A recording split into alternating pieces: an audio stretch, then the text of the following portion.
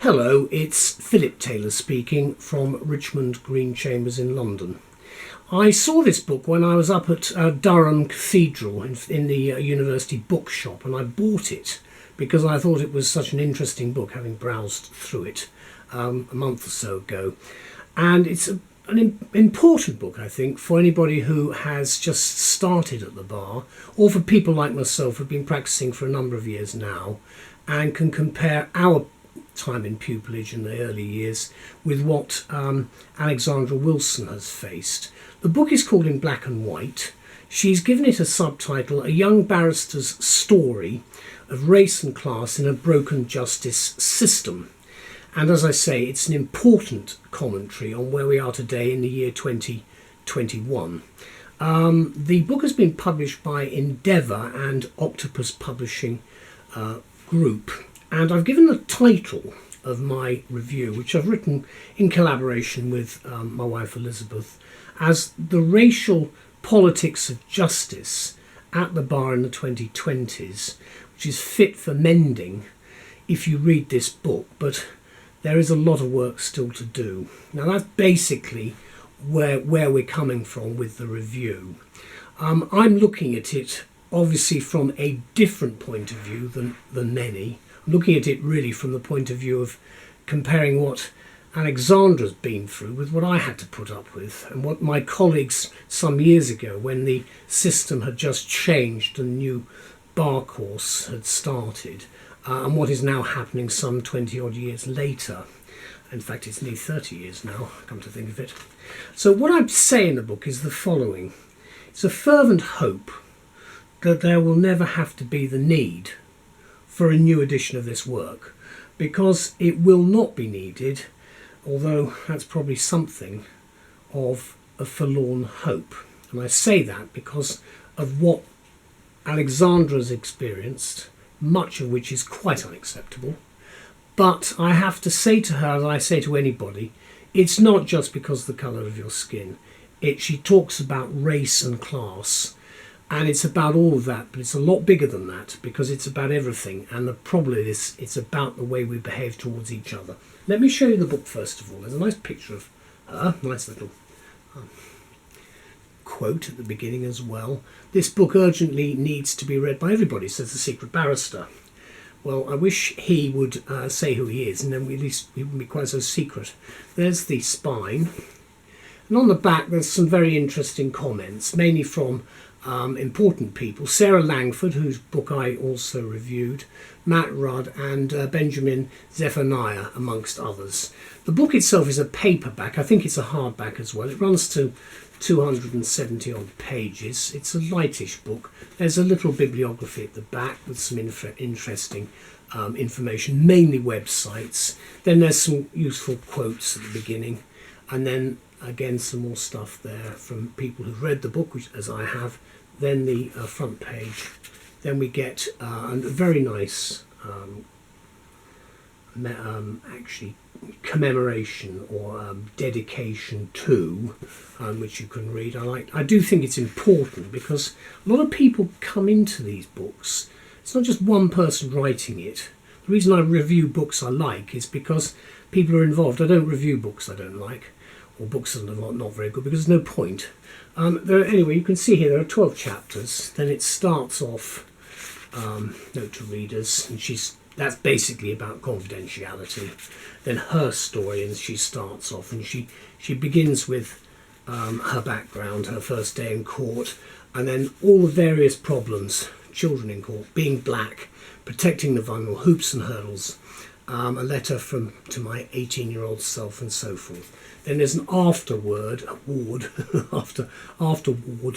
at the back, which is quite useful, because again that tries to pull things together a little bit about what she says. I've got a lot of sympathy for the plight that she has, because I'm well aware of the terrible behaviour that we face.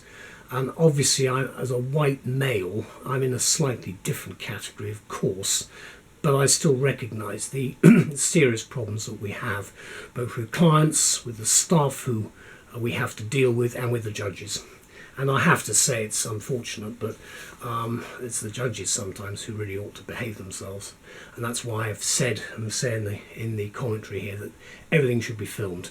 If the public saw what we had to put up with, they wouldn't like it at all. It's bad enough with a very small number of people involved in litigation. Anyway, let me talk about the book, because in black and white it's about race and about the bar, about barristers, judges, and about clients. It's been written by a junior barrister called Alexandra Wilson, who we think should be heartily congratulated by the entire legal establishment for her honest and sobering personal voyage of discovery as a modern barrister-at-law in the common law jurisdiction, and of course as a black female advocate in the 2020s. And I've been in front, or I've been against many people of different races and different genders and colours, and I'm well aware of the problems. But I think it's right to highlight the problem that she's faced, because her journey began as a teenager when a dear family friend called Ao was stabbed on his way home from football. Ao's death changed her forever.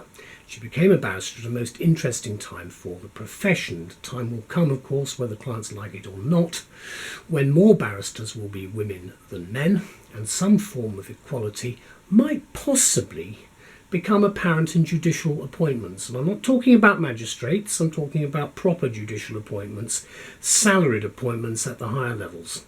Now, we are getting much more equality, and I'm glad to see it, and inclusion. However, we've got a bit of work to do. Wilson practices as a junior criminal and family law barrister in 2021 onwards. She does face much of what most of us have faced in the past in one way or another.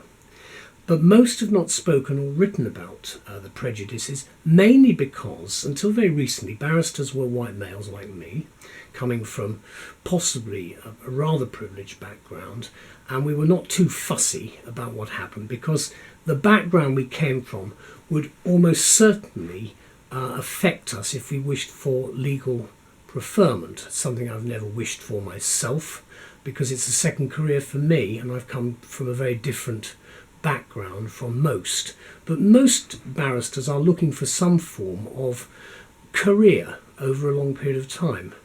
And obviously you've got to be careful you keep your nose clean and you don't rub people the wrong way. It's incredibly easy to do. Just have to open my mouth in court and I know quickly whether I've done something wrong. However, what Wilson finds here is what she describes as herself navigating a world and a set of rules designed by a privileged few. That in itself could be questionable for some. However, she goes on to say, a world in which fellow barristers sigh with relief when a racist judge retires. Well, I can think of one or two, and I'm not going to mention their names because you will know who they are. But I do believe the bench has changed quite substantially. There are one or two rude judges. But Zoom and all the things we've been doing recently, cloud video platforming, has been a very different way of doing things. And judges have had to learn to have a bit more patience, because it's the technology that fails them, not trying to blame a barrister for everything, which is what's always happened in the past, because we are the front in the courtroom, and that's where the old dear on the bench is going to have a go at us. So that prejudice and that rudeness I'm talking about from the bench does exist as a fact of life. We have to accept that. And counsel, of course, have all suffered from it over the years. I have, and I know they are, and they know who I am. And I've always been prepared to name names. I'm not doing it on this occasion for this review, but I'm quite prepared to say who they are, because they know who they are, and they should be ashamed of themselves, some of them.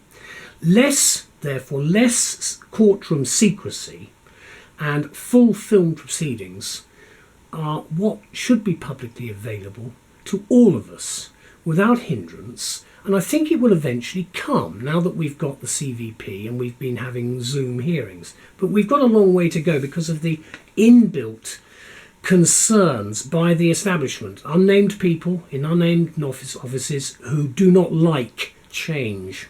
But we've had to do it. And I think that is the road upon which we're now going.